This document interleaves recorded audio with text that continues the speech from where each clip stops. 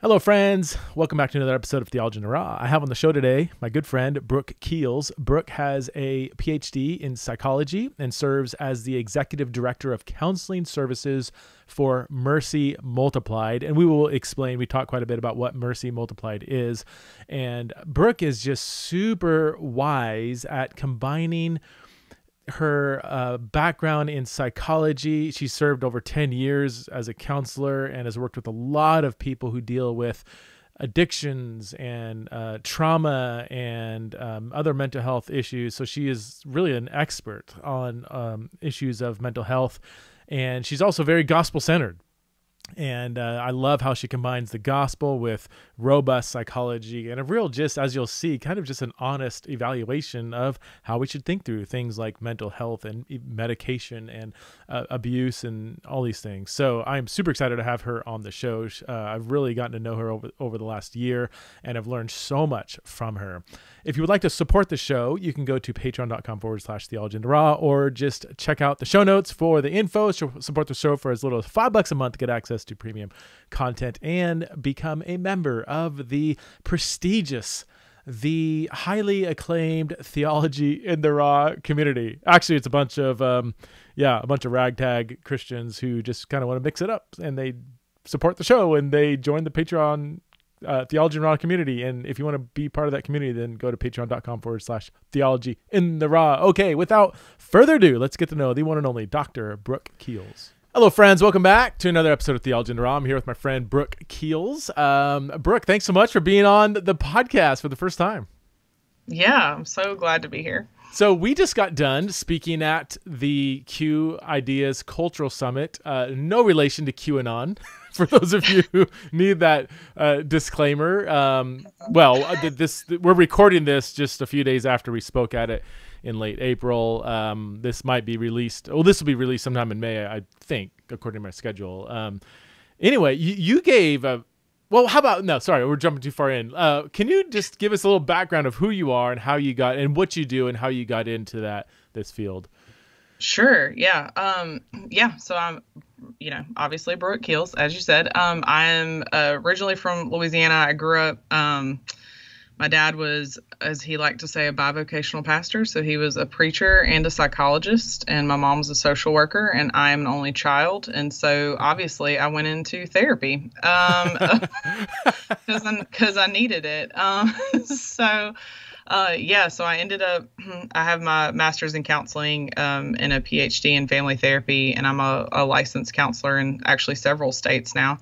And so I ended up, was in academia teaching over kind of accreditation, like that sort of thing.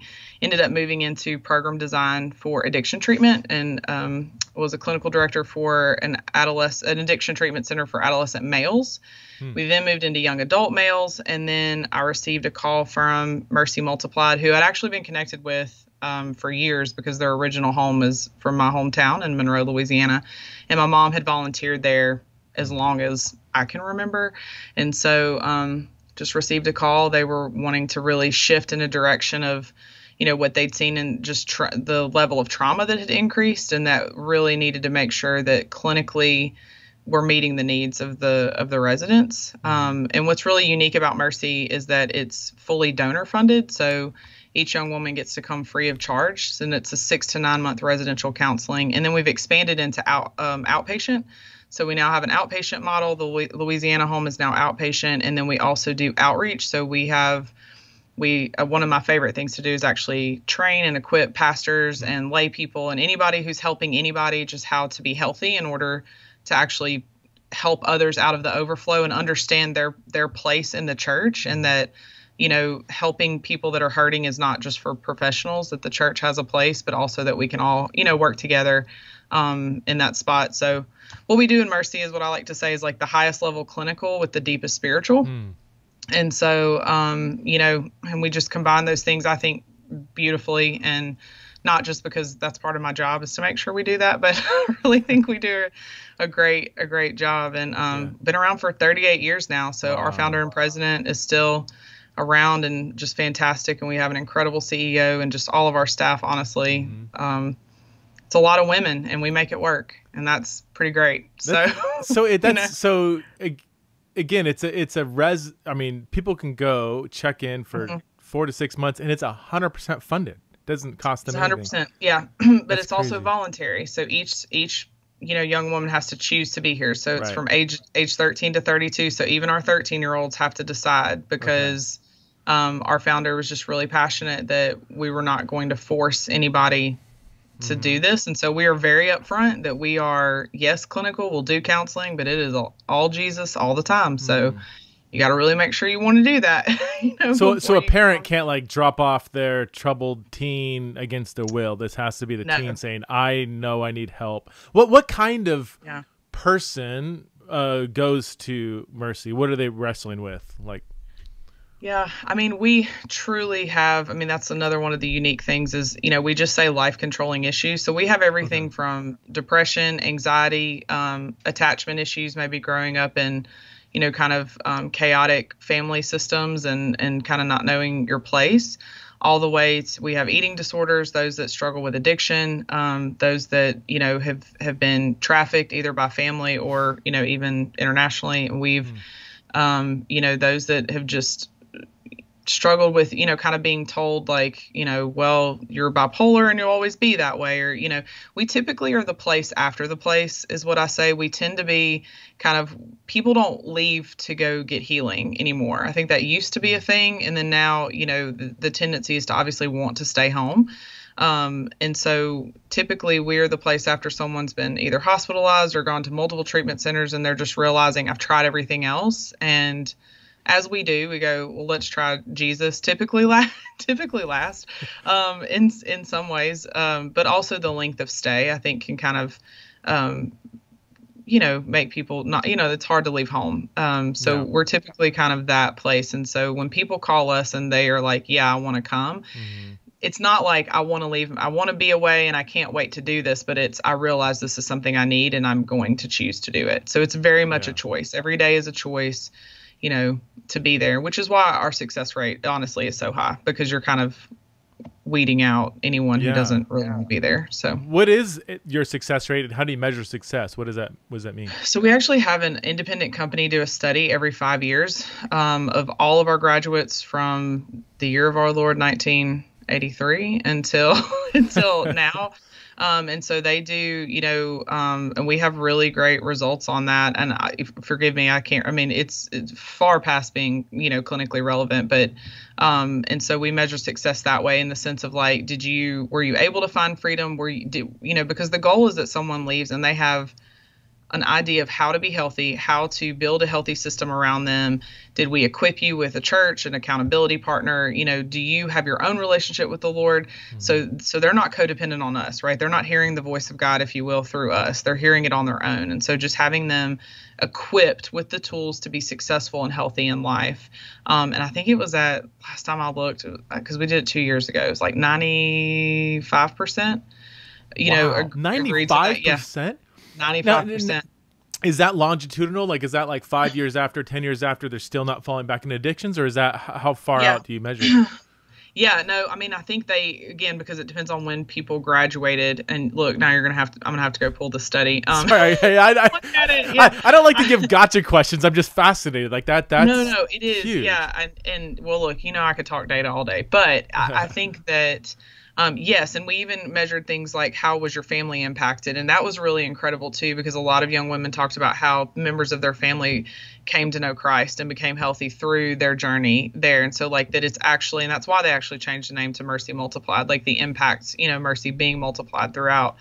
And so, but it is longitudinal. So I think it's like the first year out, and we do our own studies anyway, like we do our own data for up through the first year, after graduation, but they have access to our transitional care department for till the rest of time. And so, so we'll do that, measure that far out, but it's not just that somebody doesn't fall back into addiction, because, that can happen, right? It's not that you don't go through a hard season. It's that you know what to do in those hard seasons. Do you know what to do when things get hard? So it's not, we have a lot of people that never fall back into it, but you have some that do, and then they go, but I knew what to do. And I think if you think about a lot of people that if they've grown up unhealthy, they don't have anything to compare it to. right? So then you Right. come and you meet a bunch of healthy people and you get healthy, and then you go back out in the world and you go, oh wait, this isn't healthy. Doesn't mean you don't participate in it again necessarily. It doesn't mean you don't struggle, but then all of a sudden you go, oh wait, that's not what I want. I want this other thing here. I want to be healthy, and now I know how to do that. Okay. And so really from an equipping standpoint, so it's not that people don't struggle when they leave. We didn't, magically, fix hard things, but that they are equipped and know what to do, and then actually use what we have taught them. Yeah. However many years out. So I want to talk about, so many things I want to talk about, but I ultimately want to talk about how the church can maybe do a better job in its discipleship process, addressing the very high numbers of people wrestling with mental health issues. Maybe it's an addiction, maybe it's anxiety, depression, suicidality, maybe it's a result of abuse. I mean, if you add up all of the very kind of traumatic things people have been through and the mental health issues that are a result, it's a high number, right? I mean, it's a really high number. Why don't we just start with the numbers then? Like, if do you have off the top of your head like the percentage of people inside the church, outside the church is probably going to be roughly the same. That are wrestling with really deep depression, anxiety, that are wrestling with suicidality, that maybe have experienced abuse, maybe as a child, maybe as a young adult or an adult, and they just haven't really dealt with that. Like, give us some data. You said you love data. Give us some data just to get our arms around this topic. I should have. I don't know why I have so many books behind me, but I will just do the ones that I know off the top of my head because there's nothing I hate more. I think you and I actually talked about this than someone misquoting data, and we're like, well, that is incorrect. And I'm fine if somebody says, "Hey, I can't recall the percentage, but it's somewhere in the ballpark of this." So I'm going to give you a ballpark. Right. Now, as far as one of the things we know is like sexual abuse has increased. I think it's like 300% in the last 20 years. I think 1 in 3 females and 1 in 4 males is going to be either molested or put in an inappropriate sexual situation. And then you have all of the trauma scales. I mean, it's not that far off. What we are looking at of levels of either traumatic events or the compounding of traumatic events, and I think you've heard of this, like the ACEs study. They started now measuring, if you've had X number of traumatic events, this is how many years are going to be taken off of your life. So we're now quantifying people's trauma and how it's going to, long term affect their life. And I think right now, which I know I just did this, this talk on suicide, and right now they said they just did a study post-COVID, and well, it's not post-COVID. I don't know when we're breaking up with COVID. I'd really like to do that very soon. I don't know when this happens, but I'm in Idaho. COVID ended, I think, back in January. So yeah. Did it? Yeah, okay. It's gone. Okay. Yeah, it's done. That's amazing. People are like, we're done. We're good. Yeah. I know. I have so many thoughts on that, but I'm not going to get into it. However, so it's 9.5 million people walking around with suicidal ideation, either active or passive. So active meaning I have a plan and I want to kill myself, or passive meaning I've had thoughts of ending my life. I don't necessarily have a plan, but I don't really want to be here anymore. So I think that's a lot of people, Say that again. How many millions? 9.5 million in the U.S. 9.5 million. Oh my gosh. And I know half of all gun deaths are suicide. I think there's roughly 30,000 a year. Again, that might be going up, and I think 15,000 as a result of a gun death. Are those numbers increasing, and why do you think that is? Like, is suicide on the rise? And maybe some of that is COVID related, or is it? I just keep hearing that it's maybe among teenagers in particular that suicidality seems to be going up. Yeah, I mean, it has yes and no. I mean, I think we have to be careful because we don't want to manipulate, right? So like, there's this whole thing about like all these people are lonely, and it's this epidemic. Well, no, there are a lot of people lonely, but I don't know that it's an epidemic, if you will. Doesn't mean it's okay. Like, we should still pay attention to it. I haven't everything I looked at, I did not see that there was an increase in actual completion of suicide with COVID. However, Okay. there was an increase in ideation, right? In the Okay. thoughts of, I don't want to be here anymore, that sort of thing, which obviously can lead to that. Once you start considering it as an option, then it's an option. And so, but yes, I mean, it has increased. I think, one of the stats I shared in the talk was it is now the second leading cause of death for children ages 10, right, it's actually through 35. I said 24 because my point was kind of the younger, group. But yeah, I mean, so there was a time when it was just kind of 18 to 24, and it was very rare that would happen to anyone under the age of 18. But now it's the second leading cause of death for 10 to 18. So why is that? And that's probably a very complicated question. I've heard, social media is playing a role. Really? Would you say absolutely? Yeah, I think, and again, if we really tie this back to the root, I remember this. So one of the things, I mentioned my dad was a psychologist and specifically worked in a school system, and they would do threat assessments. And anytime a kid would commit suicide, they worked really hard to keep it out of the media, because what they saw is then we would have other kids do the same thing. So this idea that once it becomes an option, it's now an option, right? And so we're talking about once you have the access. So just assuming, parents, I don't know that we as parents are paying attention as a whole to what our kids are doing anymore. I mean, you now have access you can find a community to connect with about anything, no matter how bad, awful, or weird, that it is. There is a community. And so if you now have, I'm sad, don't feel cared for, I don't feel seen, and all of a sudden somebody goes, well, I know such and such, and they killed themselves, and the idea of not being here anymore with a very underdeveloped frontal lobe sounds like a good idea. Yeah. I mean, and then you start taking that path down, and that's right. That's what we look for. And we already know whatever our thoughts are, our phone shows us anyway. I've decided, so I had a thought about Ray-Ban sunglasses the other day, and all of a sudden there was like an advertisement for them. I've got lots of questions, but so I think, just the idea of us constantly seeking community through social media, which is actually not connecting, absolutely. I think it increases possibilities, right? If you will, good or bad. But once you're not in a good place and you find a community of people who are like, yeah, just do it, And so, yeah. I had to do, a bit of research on suicide ideation and attempts and completions related to the trans conversation, because that's that's become a complex aspect of the trans conversation. For one, according to most studies, the percentage of suicide, again, it's are we talking ideation, attempts, or completion? Those are kind of, would you say, overlapping, but kind of different.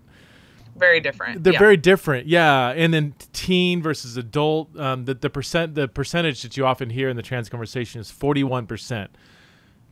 But the question we had to ask the question: 41% or do what? Like, is it ideation, attempt? Is it completion? And it's actually adults who attempt suicide, according to one study. What people don't realize is the very same organization that came up with the 41% 2 years later ran the same study, and it came up with 26%, low 20%. And there's been other studies done that are all over the map on percentages.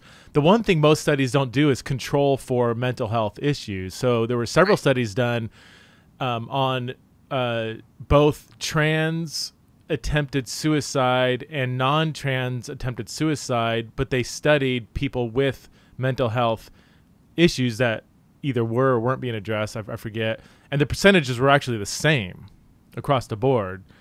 Which raised a question: is it a trans experience or identity? Is it gender dysphoria, or is it other mental health issues that may be causing or result of that? That is the issue. All that to say, it's very complex. Obviously, the numbers are very high. The biggest question for me is, how do we address it? What's the root problem? I don't think it can be all blamed on what people call minority stress. I don't know if that's a familiar psychological term, where if you have society, you have some minority experience and society is sort of oppressing you directly or indirectly. And that's what's leading to, if society wasn't so transphobic, then Oh yeah. And it's like that could play some role, but that doesn't seem to get at the underlying mental health issues, especially as we during my talk at Q, that with especially teens who come out as trans, high percentage of multiple mental health issues. And that's the most startling thing I shared in my talk, was that only 26% of clinicians that that these kids were being brought to even raised questions about other mental health issues that they were wrestling with. They're like, oh, we don't need to worry about that. Yeah. But or they're not allowed to. Or they're not allowed. Because if you even raise a question like, oh, you haven't dealt with this past trauma that might be linked to the dysphoria, then you're accused of being kind of advocating for reparative therapy, which is just not scientifically accurate at all. But no. Where am I going with? So yeah. We were talking about kind of this, if the system can oppress, and if that, and I think it goes, I mean, here's the thing, I just think we're more resilient than the idea that everyone in the world must be for me or I can't make it. The reality is your personal community there, right? We have to be connected. And when you talk about the church, and I think I've mentioned this to you before, one of the things that really impacted me was Rosario Butterfield's book talking about what community is, right? So when we put, and they were talking about this at Q2, when you put all these people in margins, or you put people in, and then you make them all have this shared community experience, right? Which is very strong and impactful in bonding, and you hear like trauma bonding. So we've all gone through a trauma together, or we're all going, right. And so it's a very connected thing. And so if we are not healthy and not connecting people to a healthy church and a healthy group of people, and our shared experience should obviously be through Christ, right? We should all be sharing like these shared experiences versus like what I typically see us do of kind of tearing each other apart. Like it's become that, we would rather kind of gossip about each other and feel connected than actually be connected. And so and I was talking to, Tyler Burns and he, was talking about, he's like, the Black community, the Black church community doesn't do this. Now we may have something to say behind the scenes, but they're not typically ripping each other apart from the stage, right? And so looking at that, of how do we become healthy without having to be persecuted, I'm like, surely there's a way that we can figure out how, as the church, we can be healthy, understand our scope, be proud of what that is, own that, and pour that out to others without having to be, forced into it, if that makes sense at all. That's an interesting that it's easier for those who have a majority experience to kind of tear each other apart and have this kind of fictitious bond or no bond at all. Whereas if you have some kind of minority experience, especially with some history of oppression, like the Black community, that you're not going to as easily tear each other apart from the stage because you have this common bond. But as Christians, if we would lay aside our political allegiances for just 1 second and see us as living in exile, we have this minority experience as a Christian that transcends, ethnicity, socioeconomic, and all this stuff. Yeah, imagine if we held that at the center. So with teens, is it so? I've heard there has been a higher rates of anxiety, depression, and suicide ideation and attempts. Yes. So that in the last 10 years, is there kind of a market increase? And again, that's something that we can confidently say social media is playing some role in that. Yeah, it's actually been since 1999. So since 1999, so that they did the last study, I think it was CDC that did, was that 1999 to 2018. And so they had a 35% increase in suicide completions. And so, completions. So this isn't just okay. Wow. Yeah. So if we're increasing in completions, how much, how many more people are walking around thinking about it, right? Yeah. Or again, just this idea of like, and I ask people when they're like, I'm having suicidal thoughts. Do you want to kill yourself, or do you just not want to be here anymore? Do you not want to deal with this thing anymore. And I mean, we can get into the concept of like resilience or whatever that is, but you also see, you know, when someone's like, I don't want to be here anymore, and someone sits with them and is like, okay, well, what does that mean? And how do we teach somebody, you know what, this is how we can think about this differently. This is how we can be with you while you process, you know, these hard things. Because it's not about undermining. People are walking through hard things, okay? To act as if COVID was not difficult would be crazy. You know, we at Mercy alone, our staff, 8 people lost a, you know, son, spouse, fathers, you know, like that impacts all of us here, you know, and we should share in that sorrow in some way. But we obviously have to learn too that it doesn't destroy me if someone else is sad or someone else's experience, you know. And so I just, you know, I think there's just a piece of that we've really been missing. Number one, it's an option. And so you do have people, there's going to be severe mental health issues that exist, and people are just going to do something kind of when they're out of their mind. Yeah. And it's going to happen, you know. But the idea of just walking around thinking about not being here anymore, and that becomes a way of life. Like we say this at Mercy, like you can't come here and just walk around thinking about, I don't want to be here anymore. What are you going to do? You chose to come. What are we engaging in? Right? What is the Lord talking to you about that? And, you know, we can get into his sovereignty and his goodness, and we can get into all that. But at the end of the day, what is your choice?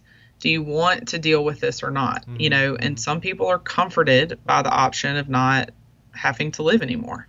What are some of the things that are causing that increase in your opinion, or is there consensus on this? Like, is there something in our cultural moment, this society, or like why the increase? Because it can't just be I don't think it can be just like, well, now we're on our smartphones all the time, and that just opens up all kinds of different things. Or, I mean, is there something else going on? Or yeah, I mean, and I don't think, you know, they haven't been able to. I mean, it's obviously an issue. Like they've connected, like, you know, anhedonia and screen time, and like obviously it affects the brain, and we know all of that stuff. But that isn't making someone want to commit suicide. Right. You know, I mean, but I do, and of course this is me as a systems therapist. I believe what it has done, the disconnect of community. Okay.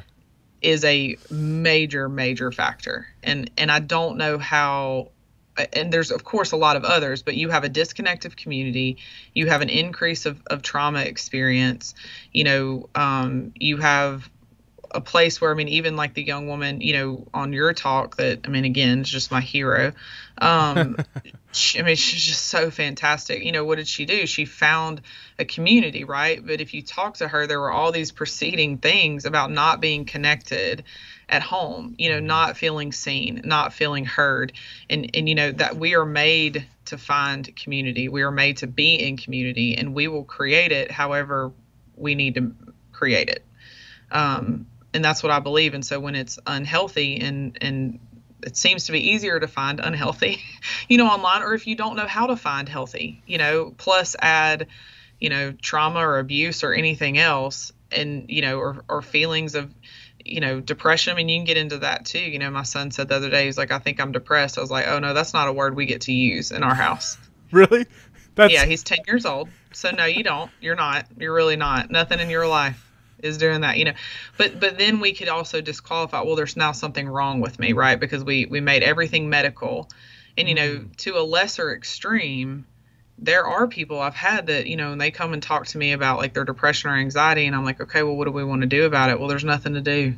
My mom had it. My dad had it. This, you know, just is what it is, right? Or, you know, you've seen that with addiction. Well, it's genetic, you know, and so there can kind of be this I think the medical piece of that too, where we created the DSM to be able to communicate with each other, somehow became this naming of people. This is what you are, and this is what you will experience, and there's nothing out of that, you know. And so, you know, it's interesting to me how many people get offended when we say someone came in struggling with borderline personality disorder or bipolar tendency, you know, or diagnosed bipolar, and they walk out and would not meet that criteria at all.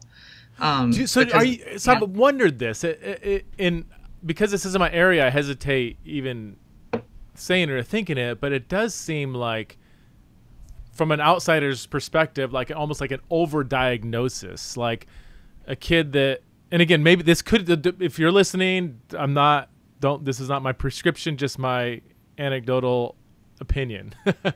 Like, it seems like every other kid who has a little bit of a high energy level is like, well, you must be ADHD or something, or like we have to have a name for this. Like, is that true that I'm a little, it just seems like there's maybe too much of that, and maybe that's not helpful. Like, are they actually, do they need this kind of name, this label, which almost becomes like an identity, which feeds back, it almost can create this feedback loop of, well, I'm ADHD or whatever. And I'm not saying anything negative about people who are diagnosed with ADHD. I'm sure it's a serious thing, but is there a problem of overdiagnosis in your opinion? Oh, heck yeah. Yes, absolutely. I mean, yeah. And I mean, you have to think of it like this too, right? So again, I could really go deep dive conspiracy theory into healthcare. But if you think about it, if a psychiatrist does not diagnose you, they do not get paid for the session. If a psychologist doesn't, evaluate you and have, a result, then what are we doing? Like, the system is not set up to diagnose in a way that will not create continued visits, or so even with, like, one of my favorites and what I typically do if I do cash pay now, so I don't have to fool with this, is like, an adjustment disorder, right? If you are sad because someone passed away, that is an appropriate reaction to a stressor. Okay. If you go see a psychiatrist, typically you are going to be depressed. They're going to diagnose you that, even if this event, right, makes sense why it would be, because they have to get paid for that code and your time. And so, but you also have people, if you think about worldview, and this is of course not all psychiatrists. My, favorite one of all time, Kurt Thompson, is not doing this. So let's just be clear, but typically that is how it's set up, right? The medical model is to look at, as my mentor used to say, the crossing of cells, across semi-permeable membranes, right? Their system is just the body. So you're looking for something to be wrong, and how can I fix it? Mm-hmm. There's got to be something inside of you that isn't working. If you're coming to me and saying, I have a problem, I'm sad all the time, I'm this and that, they're like, okay, it's this, right? That is their worldview. Mm-hmm. And I think when you talk about the church, we just have, I know I'm jumping over here, but this incredible opportunity to have a different worldview, that it's okay if some people need medication, and it's okay if some people are struggling with those things. But if we're meeting this underlying need, so, you've got a single mom and she's got two boys that are, losing their mind all the time. Maybe they don't have ADHD. Maybe mom needs some support. Mm-hmm. Maybe we're like meeting other social needs that can help, prevent this from a different standpoint. We don't have to war against the psychiatrist, right? But we can support people in a different way that only the church is uniquely qualified to do, in my opinion. And, and help someone say, like, hey, it's okay. Because guess what? When you're tired and your kid is, has a lot of energy and they're having a tough time at school because mom and dad just got divorced and all of that, they're going to most likely diagnose, even you're like, I don't know what to do. They're going to diagnose that kid ADHD, and they're going to give them medication. And guess what? The medication works, but the long-term effects of it are a problem, right? Really? And so, oh yeah, I mean, you're talking about giving, children stimulants, even if everybody's, favorite, Adderall, right? It affects the pleasure center of the brain. We're talking about amphetamines. They work. Meth works, guys. Like, it does, but we're talking about brain development. Now we're seeing too that, the high rates of these kids struggling with addiction and alcoholism and all that afterwards. And of course, what the studies would go, well, they had ADHD first. So ADHD is the precursor to addiction but you had them on an addictive medication. Like, at this young of an age, do we not see the correlation of how that would potentially affect brain development? We're also seeing kind of arrested development. I can almost point out to the year when someone was diagnosed with ADHD and then placed on medication. I very often I'll go, so did you start to be medicated around 12, 13? I'm almost never wrong. And I don't say that arrogantly, but there is a pause in brain development at that stage, right? You don't feel things the same way, so you don't heal from an emotional, situation, or you don't learn actual skills to process and figure things out. You just kind of are fixed, if that makes sense. So it gets fun and complicated, but everybody, and I want to say that too, though, like you said, like everybody's doing the best they can with what they have. Like it makes sense. I don't think parents are running around like, put my kids on meds. You're just like, I don't know what to do, and someone says, I know what to do, and then and you go, okay, I'll take all the help I can get. Well, and we live in a culture, and we're all a product of it. We're all influenced by it. That is very immediate. That is very in the moment. That is very kind of quick fix might be a little, well, no, I think that's pretty accurate, right? Like we want, we want to be better now. And like, well, this might have long-term side effects that we're not sure about when you're 50 years old. It's like, what do I care about that? Like I want to feel good now. Right. So I mean, we live in such a quick, fast-paced culture, and this is where I do think that, all the way back from the television to social media and the internet and everything, it keeps speeding up kind of our living in the moment way of thinking. I also wonder, are you familiar with the concept? And it's a book called Anti-Fragility. It was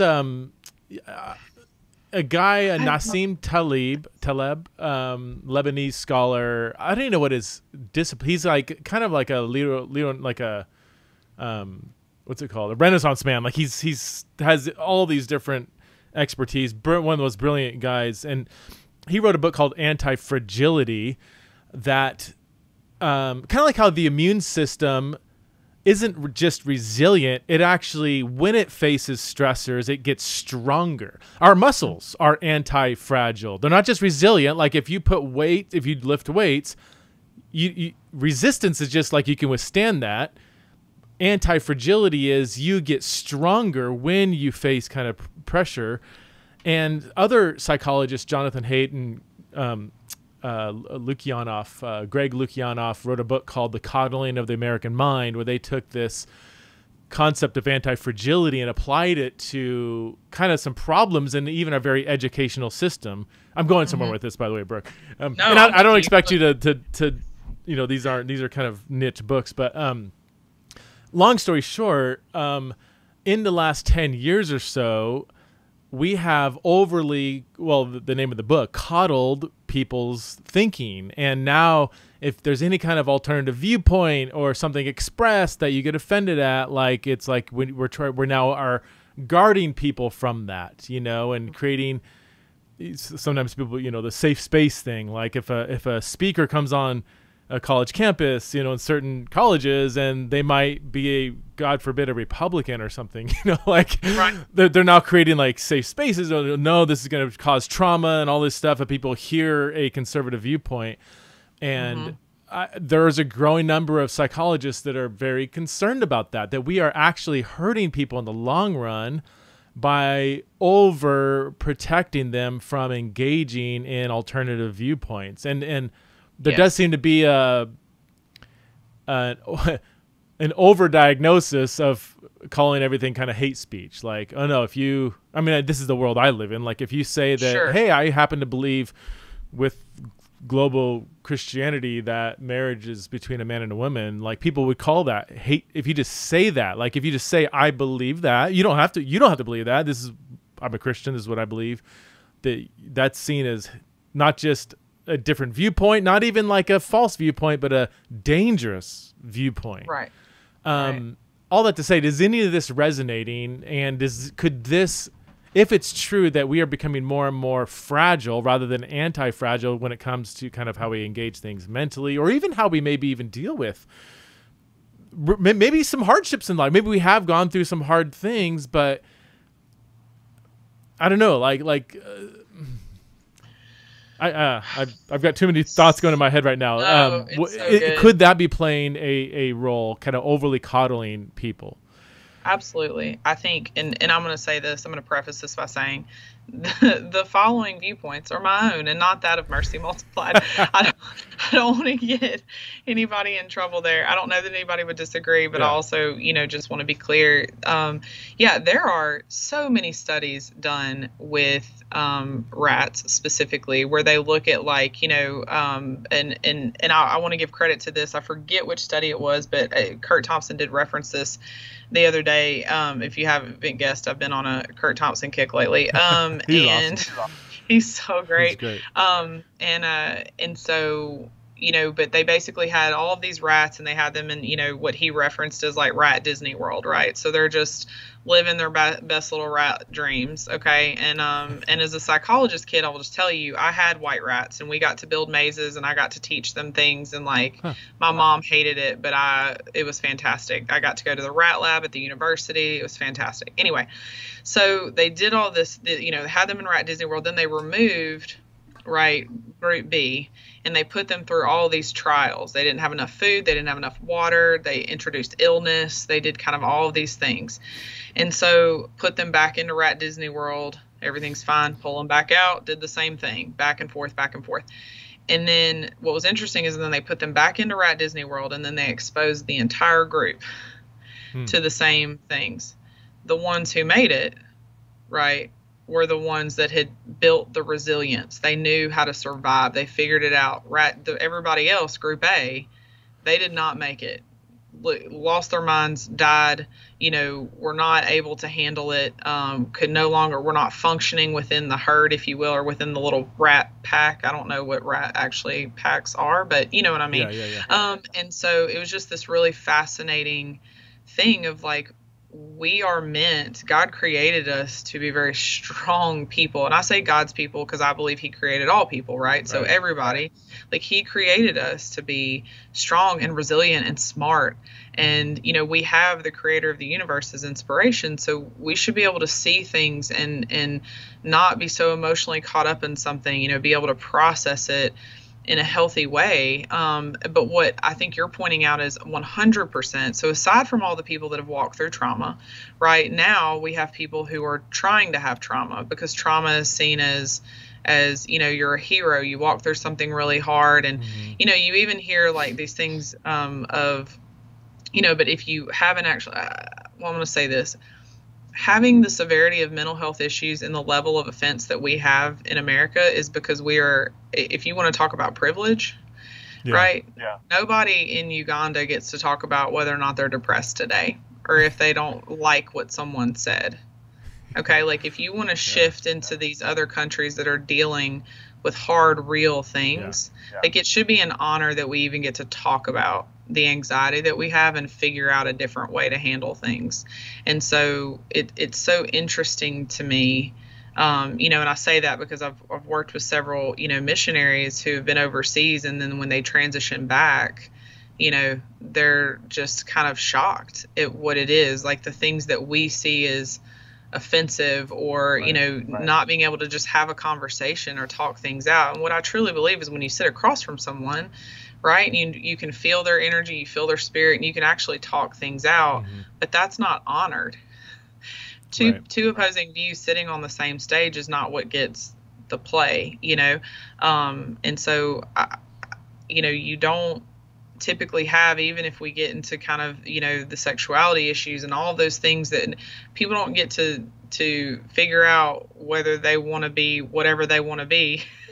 When you're, dealing with life and death situations consistently, and so it's interesting to me to see in some of these orphanages, overseas and in kind of impoverished countries where the kids are functioning at a healthier level and they've been through some real stuff. They've seen mom and dad get killed.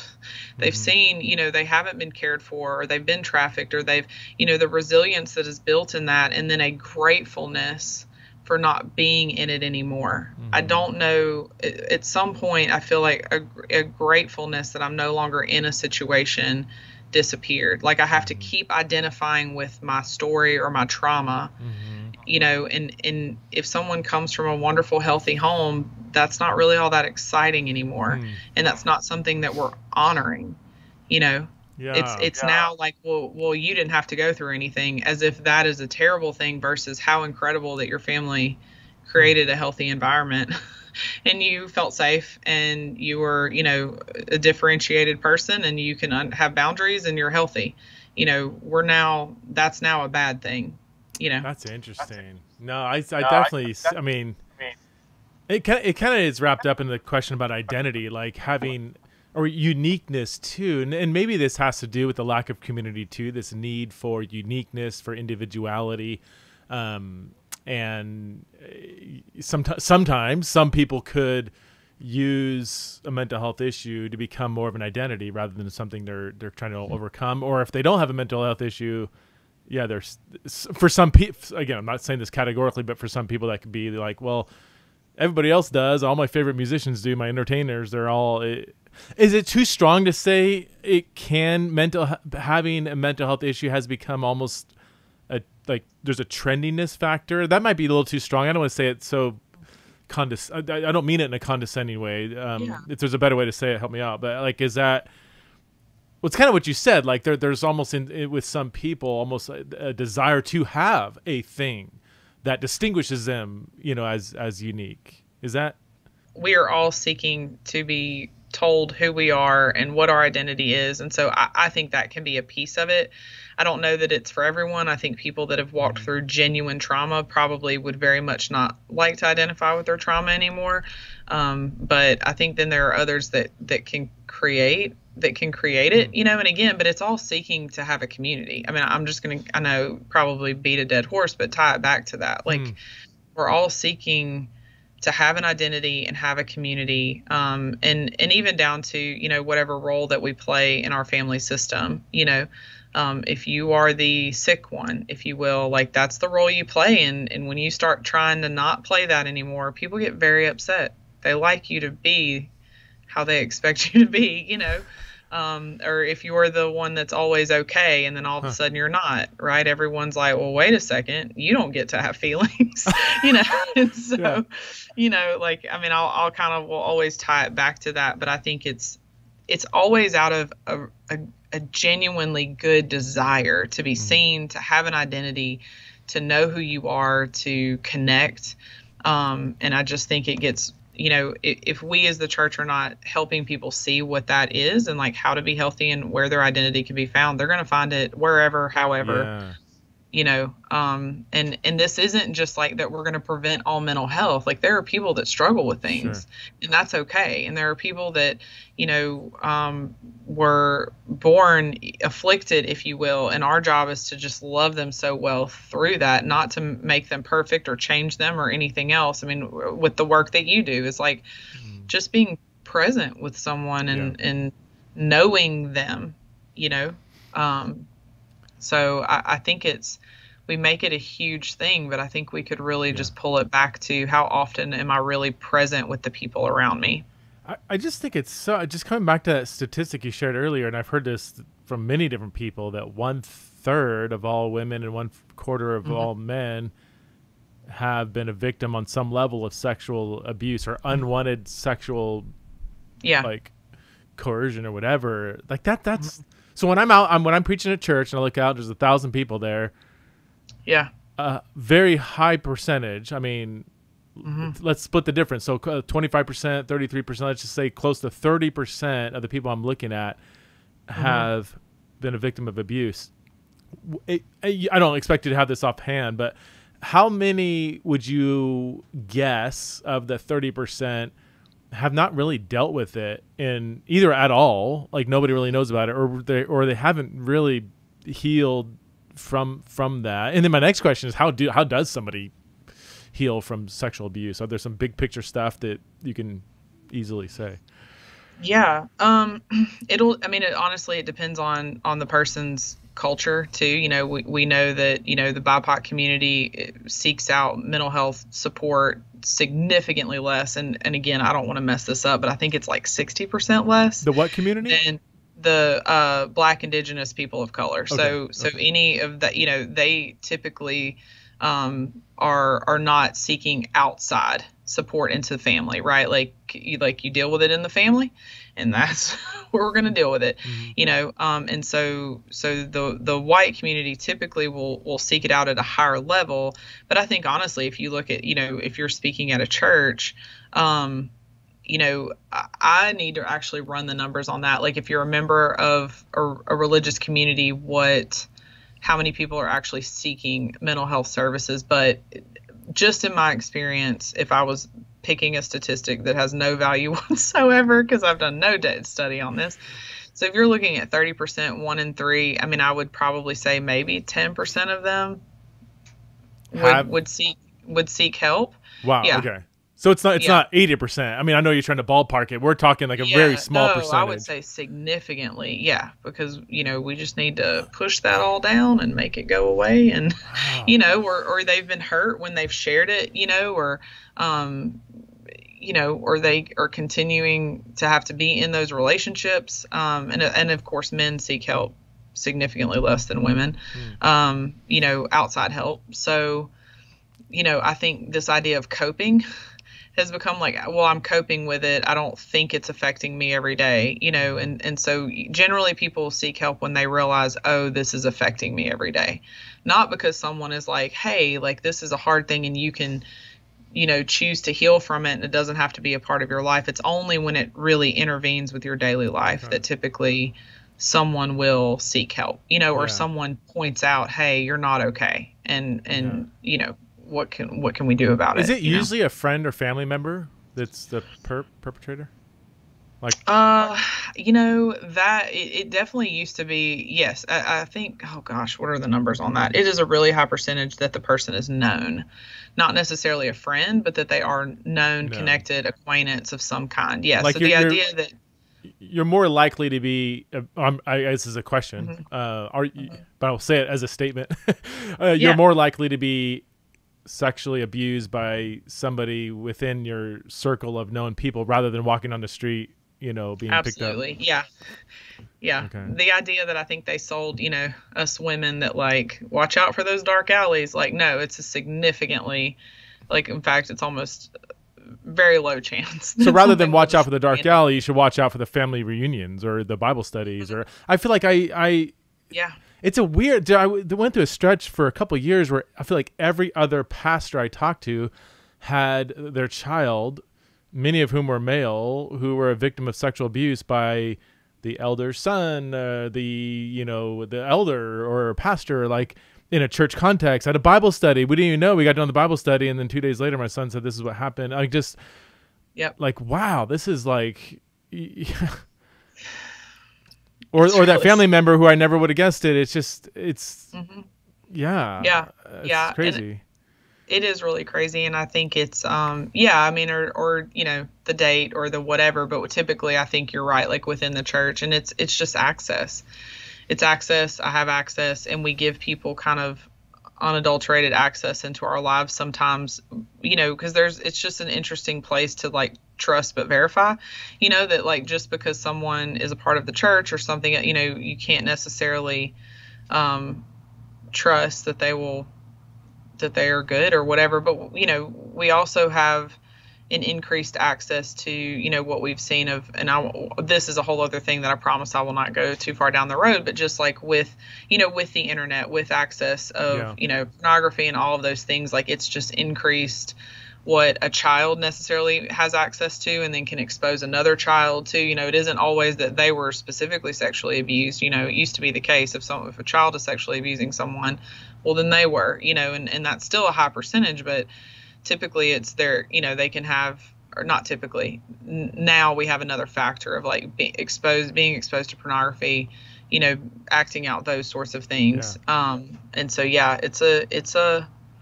it's a sad, scary thing. And I think that's why we have to be able to talk about hard things openly and, unashamedly, and meet people where they're at so that this stuff doesn't stay in the dark, because it is hurting.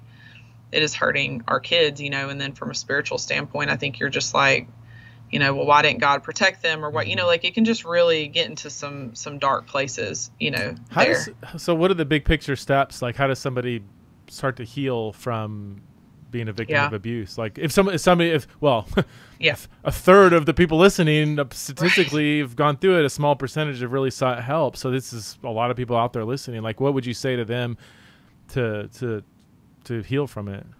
Yeah, I think one thing that we don't talk about, but typically in mental health, but I think is really important is that the actual event of being abused is bad, right? But it is typically how the family handles it that ends up being the most traumatic. And so a lot of times, people are like, okay, that event, we can typically get over a really, not that it's not awful, I'm not saying that, but we can typically heal pretty quickly from a one-time event. But the way, or even kind of series of events, but typically once the family finds out, the way that they handle it and make the victim feel is where most of the trauma comes in. Really? And so Wow. number one is really thinking through, if you're willing to do this, of like, okay, yeah, the event was hard, but how did everyone around me handle it? And how did that make me feel?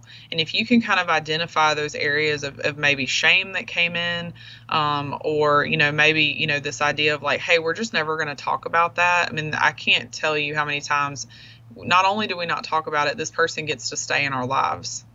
And and these are people from the church, and so typically that is where I see the most damage done, right? Most of the healing comes from how everyone around them handled it, and so, or like looked the other way, or whatever the context of the scenario is. And so I think number one is if that is something that happened to you and you can honestly say, what, I don't know that I've really walked through any healing. I'm not sure that it bothers me. And assuming this person has a relationship with the Lord is I think actually inviting him into that space of just like, where are the areas that this is actually influencing me? Like, where's the ways that this is my worldview? Something like this. And it can be something small, like I just don't trust anybody. And so I'm not really connected. I don't feel, connected to a group of people. I'm just kind of there. Or it can be, all the way out to, have you identified areas that maybe like your emotional responses don't really match the situation? Like, oh, that could be, because because here's the thing, our body holds on to it, but it does not let it go. So you can push it all in all the areas you want to push it, but it doesn't let it go. We are made to process. God is a God of process. We are made to process things. We are made, grief is a process. We are made to grieve. And I think the next lie that we hear is like, well, you'll have to go so far into it that like I can't feel more devastated than I already feel. And I think the truth is that you can grieve and be grateful for things at the same time. We can do that at the same time. It doesn't have to be just this life destroying process. And so I think if you've identified anything in that, I mean, of course, as a counselor, I say go find a really good counselor to help you, because they're not in your family and they're not a part of it, and they can help you see things a different way, but I think that first step is honestly just to go, okay, like I need some support. And then I always say this too, who in your life can be praying for you? And they don't have to know what's going on, but you just know that they're covering you, and if someone's not a person of faith, then who in your life can be covering you in the sense of just like, like that you feel seen. I'm thinking about you. Let's go do some fun things together. Because by the way, when you're dealing with healing from trauma, make sure you have some fun in your life. It helps, like life doesn't have to stop because you start healing. And I think we don't necessarily believe that to be true always, Last question. How can the church embody Jesus better in this conversation? When I say this conversation, I mean just a big overarching conversation of mental health. If that high of a percentage has faced sexual abuse, we haven't talked about just physical abuse, emotional abuse, other traumatic events. Add to that mental health issues that might be linked to that or just not linked to that, clinical depression, genetically linked, people on medication. I mean, everything we've talked about, we're talking about the majority of people in our churches. There's probably a small percentage that have not gone through any really traumatic abusive situation, or don't have any real mental health issues they're wrestling with. How can the church, if you're speaking to church leaders now, you got many church leaders listening, watching. Oh gosh. What would you say? Like, hey, this is, we can't just pretend like all this stuff doesn't exist. How are we preaching and discipling and leading people well so that they can, because it can be such a hindrance in their Christian walk, right? I mean, that's. Oh yeah. Absolutely. I'm starting to get really sad right now. It's like it seems Listen, daunting, and overwhelming. But I guess maybe remind us all again that we are anti-fragile, we are very resilient, and we have the Spirit of God living in us. So, yeah, we shouldn't be discouraged. I'm almost went to dark places thinking about how overwhelmed I am right now. But yeah, what big things to tell leaders? I mean, I like your emphasis on community. I would imagine that's part of it. But what else? I think, okay, I'm going to go down a list, because you asked, and then you told me there are church leaders listening, and so I will take every opportunity to do that. I think number one, just understanding that I have heard several pastors they have told me to my face, when we've talked about how can we come and equip your church to work with people who are hurting, and they have said to me, I don't have anyone here that is dealing with that.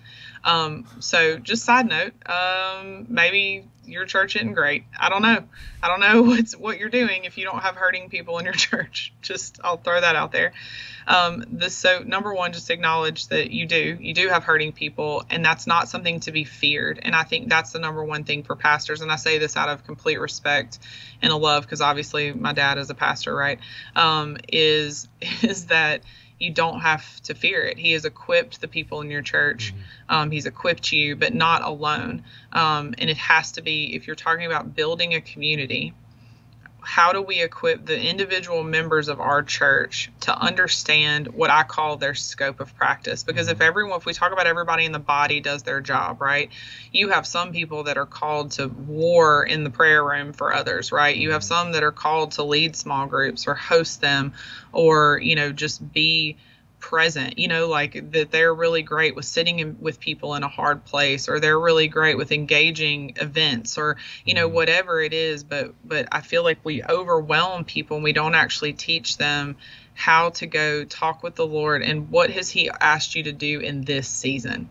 Is this season a time for you to take a couple people and have a small Bible study? Is this season a time for you to be an accountability partner or a mentor or a prayer warrior or whatever it is? Like, we kind of act like if it's not covering the children's ministry, then we don't know what you do, And so I think that actually, if every one of us understood our scope within what God has called us to do in the church, just like I have to understand my scope of practice as a clinician, if we understand whatever season it is, because sometimes it's more, sometimes it's less, I think if we equipped people to do those small things, that we will see a great impact in the church. And then the pastor also doesn't have to carry it on his own, because that's always the lie, I think, from the enemy, that, you should be the mental health expert, pastor, versus, hey, there are a lot of people that I love Jesus. I will come help you. Like, there's a lot of us that love Jesus and that we can come help and support and, help have resources and even referral places, and building a community outside of the church itself of